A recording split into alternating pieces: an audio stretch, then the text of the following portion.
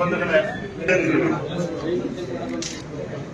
ಕೆಲವರು ಅಪಸ್ವರವನ್ನ ತೆಗಿತಾ ಇದ್ದಾರೆ ಈ ಸಮುದಾಯದ ವಿರುದ್ಧ.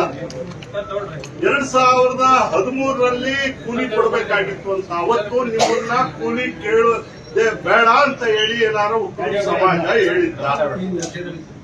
ನಿಮ್ಮ ಕೂಲಿಯನ್ನ ಅಂದೇ ಕೇಳಬೇಕಾಗಿತ್ತು, ಈ ಸಂದರ್ಭದಲ್ಲ.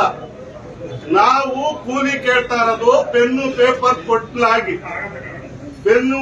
ಕೊಡ್ಲಾಗಿ ಇವತ್ತು ನಮ್ ಕೂಲಿನ ಸೆಟ್ಲ್ ಮಾಡಿ ಅಂತ ಈ ಸಮುದಾಯ ಕೇಳ್ತಾ ಇದೆ.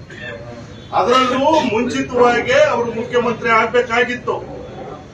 ಆ ದಿನವೇ ನಮ್ಮ ಜನಾಂಗ ಬೀದಿಗಿಳಿದು ಹೋರಾಟ ಮಾಡಿ ಅಂದೇ ಮುಖ್ಯಮಂತ್ರಿ ಆಗ್ಬೇಕು ಅಂತ ಕೂಡ ಒತ್ತಾಯ ಮಾಡಿತ್ತು. ಅವತ್ತು ಹೈಕಮಾಂಡ್ ಅವರು ಹೇಳಿದ್ದಾರೆ. ಅದರಿಂದ ನಂತರ 2.5 ವರ್ಷಗಳ ನಂತರ ಮುಖ್ಯಮಂತ್ರಿ ಆಗ್ತೀನಿ ಅನ್ನುವಂತ ಮಾತುಗಳನ್ನ ಸಮುದಾಯಕ್ಕೆ ಕಳಿಸಲಾಗಿ ಇಡೀ ಸಮುದಾಯ ಮೌನ ವಹಿಸಿತು.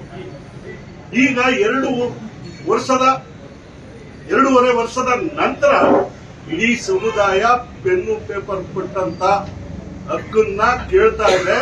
ಅದು ನೀವು ಮಾತು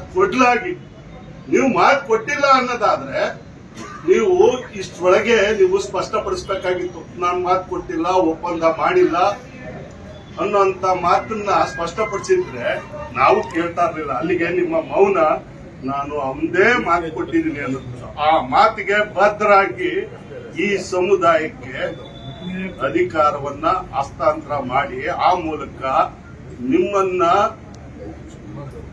ಪ್ರತಿ ಸಂದರ್ಭದಲ್ಲೂ ಈ ಸಮುದಾಯ ಕೈ ಹಿಡಿದು ಇಲ್ಲಿವರೆಗೂ ನಿಮ್ಮನ್ನ 2 ಬಾರಿ ಮುಖ್ಯಮಂತ್ರಿ ಆಗೋದಕ್ಕೆ, ವಿರೋಧ ಪಕ್ಷದ ನಾಯಕರಾಗಕ್ಕೆ, ಹಲವಾರು ಬಾರಿ ಬಜೆಟ್ ಅನ್ನ ಮಂಡಿಸೋದಕ್ಕೆ ಕಾರಣರಾದಂತ ಈ ಸಮುದಾಯಕ್ಕೆ ಋಣ ತೀರಿಸಿ ಅಂತ ಒತ್ತಾಯಿಸ್ತೀನಿ.